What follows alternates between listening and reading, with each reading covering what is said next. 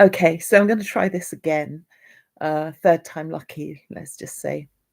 It's probably way too late to be doing this, but I'm going to do it anyway because I won't be able to sleep until I do it. So the question is about resonance behaviour and sound. And I mean, this is my thing, and I've been studying this for a little while, you could say. But I want to talk about what a lot of people are talking about. And I want to demystify it because we don't need to get our knickers in a twist about it. And what it is 432 or 440. Look, we live in a multi-dimensional multiverse with many, many, many, many frequencies. And we really, on a daily basis encounter a huge, huge spectrum of sound. Now, we don't get affected by every single sound that we hear because we have another frequency, and that is the frequency and vibration of choice. Now, if I choose not to resonate with something, I don't.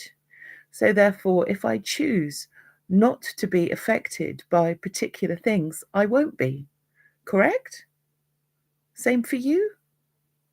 So, therefore, in the case of 432 tuning, if you think about it, we listen to Western scales, and Western scales have 12 notes, 12 tones.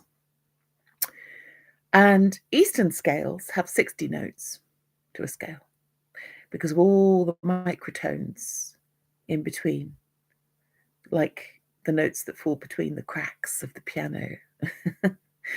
And they're beautiful and wonderful and can make you feel expanded. And, they can do things to your system, to your blood, to your thinking, to your consciousness. They can expand you because you're not limited to a particular frequency. So therefore, why worry about 432 or 440? Because our frequency is far greater than that. And we have a huge capacity to experience a very broad spectrum of sound. And we make a choice. Now, does that mean that the unconscious sounds that we're not necessarily aware of affect us? Well, up to a certain point, perhaps they do. But then if we're critical thinkers and we say to ourselves, no, I don't want that in my life. I don't want that sound in my life. I refuse all the effects of sonic weaponry. I mean, the biggest fucking weapon that we have is our tongue, right? And the things that we say about ourselves and other people are far more dangerous than whether a guitar or a piece of music is tuned to 440 or 432. And I really think that you need to get that through your heads, right? The greatest weapon that we possess is our tongue. And the tongue is the latent effect of the stinking thinking that we have, right? Now, nobody can blame anybody for the lack of self-control when it comes to thinking. So, you could be playing a dirge, or you could be playing, Mozart's sonata in C, or you could be playing Wagner's disgraceful symphony in, I don't know, D flat, whatever. And really, my thoughts are my responsibility. My response is my responsibility. So it's just another thing to get hooked on, to get stuck on when it comes to 432 and 440 and 111 and this and that. Come on, we're greater than this. Our minds are huge. They are huge, and we have the capacity to expand and expand and expand. This is just one tiny little hook. You know, do you really think that this tuning is really going to affect things so badly? No.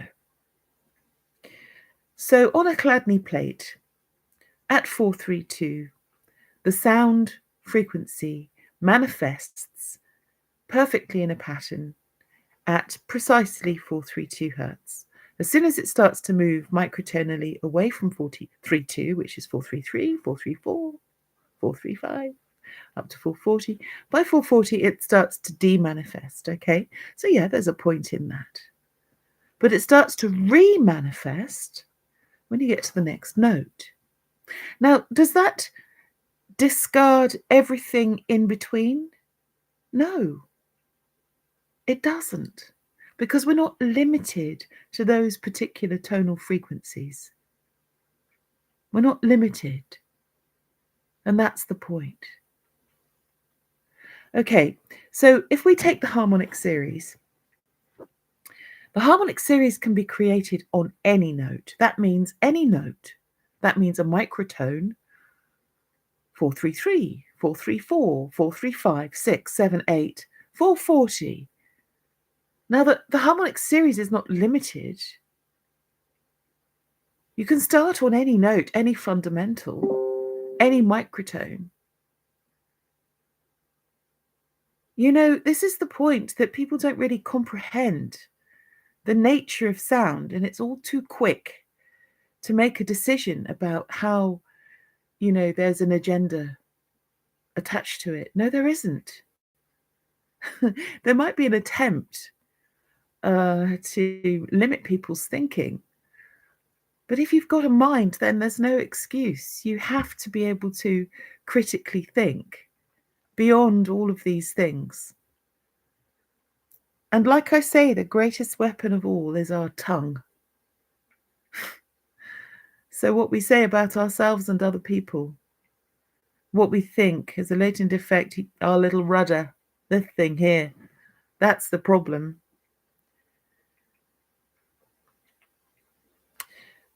So let's just keep that question open. And let's ask the question, what is choice? And what is the frequency of choice? The anatomy of it. Is it a key? And what is that key? Does that key have a frequency, or is it a key that opens a door somehow? A portal, perhaps? Into an expanded state? You know, when you think about things like time warps, right?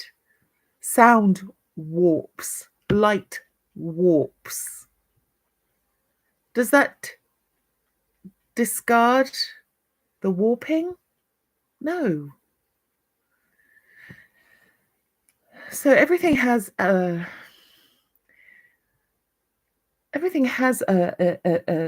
perhaps a midpoint where it's easy for us to comprehend. But what if those sounds in between, the microtonal frequencies that are perhaps a little uncomfortable for us? I was going to say something else there, it doesn't make sense. Perhaps a little bit uncomfortable for us to bear because it's not within our 12 tones. Perhaps that, you know, is a lesson. Perhaps that's a lesson in discipline and self-control. Perhaps that's really important right now. Perhaps to go into the areas of what other people call shadow, into the dark matter, to recover the treasures of darkness without fear. Because ultimately, those who are talking about 432 and 440 are actually talking about fear. And fear is not necessary. It's the use of those sounds that's our responsibility. It's our responsibility. If you have a perfect harmony and it's tuned to 440, it's perfect harmony, it's beautiful. It's not going to make you feel angry. Besides which, that some people resonate perfectly on C. Some people are just a little bit below. Some people are a little bit above. So a little bit flat or a little bit sharp. It doesn't matter. It still resonates. And resonance behavior and mirror neurons are really important as well. So it's the intention with which we do things, which is going to cause a huge reaction, positive reaction in another. So if somebody's filled with love and they're singing 440, you really think that's going to create anger and despair and anxiety? It's not going to. It doesn't. And I know because I've been a musician all my life, it doesn't. It creates beauty and truth because sound is the carrier wave for the intention. And that's the key. And I'm going to end it there because it's too late. It's getting on. I'm getting on a bit as well. Yeah. There we go.